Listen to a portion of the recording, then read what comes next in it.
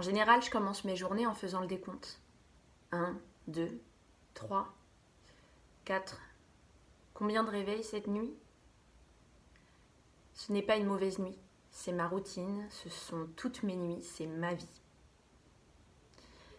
J'ai d'ailleurs passé la première partie de ma vie à penser que j'étais aimée parce que j'étais acceptée. Et puis j'ai compris ensuite que j'étais aimée parce que j'étais à leur image.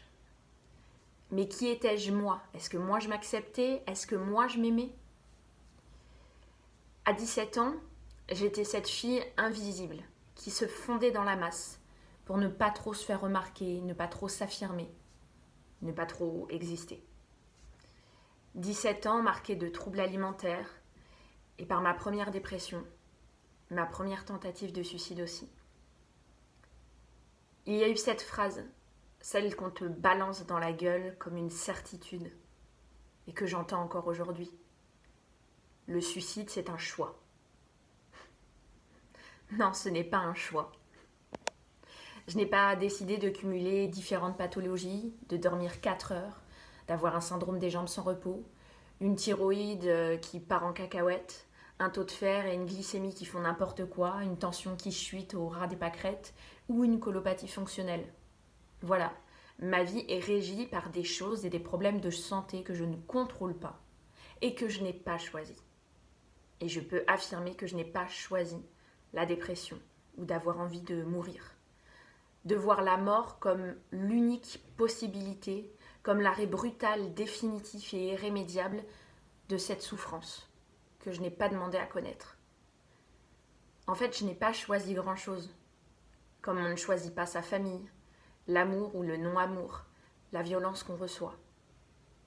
En fait, la seule chose qu'on choisit, qu'on décide de choisir un jour, c'est de ne plus subir.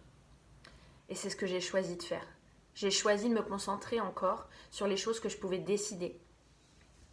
Et de faire la rencontre de la personne que je voulais être. Celle qui s'aimerait, qui s'accepterait.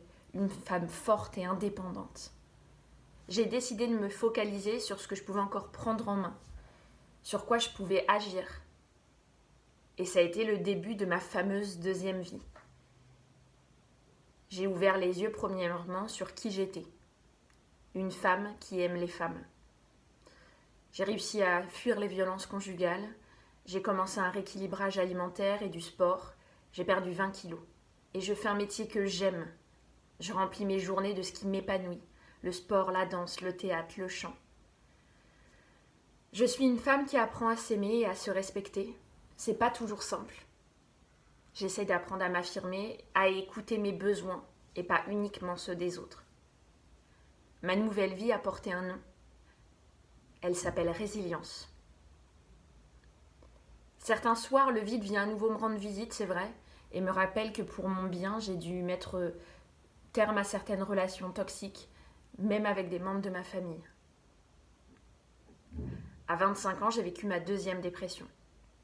Et il y a eu cette phrase, celle de la femme que j'aimais et qui était soi-disant censée m'aimer. Une phrase qui m'a marquée au fer rouge. Tu es une lâche. Tu t'es laissée sombrer. Alors dans ces moments-là, soit on revient à ses anciennes failles, ses anciennes blessures, et on s'éloigne progressivement de l'objectif qu'on s'était fixé, soit on remonte à nouveau la pente, on s'accroche, on s'entoure des bonnes personnes, on persévère et on croit dur comme fer que tout ira mieux à force de détermination.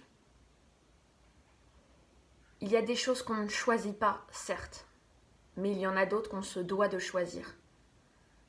Moi, j'ai choisi de faire un travail avec un thérapeute que je fais toujours. Et je ne pense pas que l'inverse de la dépression, c'est le bonheur. Je pense que l'inverse de la dépression, c'est le plaisir. C'est la vitalité, c'est l'énergie. Parce que on peut avoir tout ce qu'il faut pour être heureux, mais ne pas y prendre plaisir.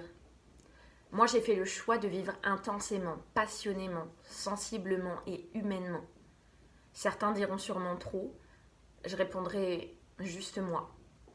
J'ai décidé, en fait, d'être le capitaine de ma vie, l'architecte, même si j'avais des fondations en papier mâché. Aujourd'hui, j'ai envie de vivre, j'ai envie d'aimer, j'ai envie d'avoir envie. J'ai envie de faire des choses qui me procurent du plaisir, qui donnent un sens à ma vie.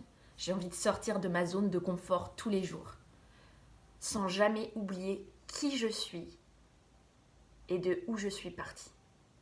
Et je le souhaite à tout le monde, même dans les moments difficiles. Choisissez les personnes qui vous aideront à surmonter les épreuves. Et surtout, choisissez-vous.